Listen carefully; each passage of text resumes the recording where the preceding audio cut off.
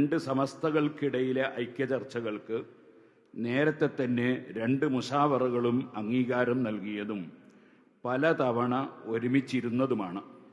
അതിൻ്റെ നിർമ്മാണാത്മക ഫലങ്ങൾ കേരളം അനുഭവിക്കുന്നുമുണ്ട്.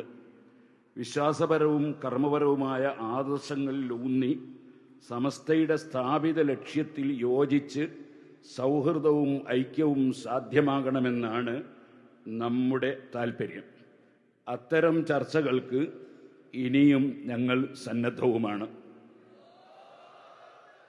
ക്രിയാത്മകമായ ഈ ചർച്ചകളെയും ശ്രമങ്ങളെയും മാന്യമായും ബഹുമാനത്തോടെയുമാണ് നമ്മൾ സമീപിക്കേണ്ടത്.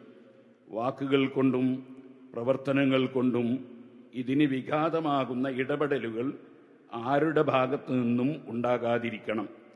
പലതരം വികല ആശയങ്ങൾ അധീശത്വം നേടുന്ന കാലത്ത് വിശ്വാസത്തിൻ്റെയും ആദർശത്തിൻ്റെയും ബലത്തിൽ ഒരുമിച്ച് നിന്ന് സ്നേഹത്തിൻ്റെ ലോകം പണിതുയർത്താൻ എല്ലാവരും ഒറ്റക്കെട്ടാകണം.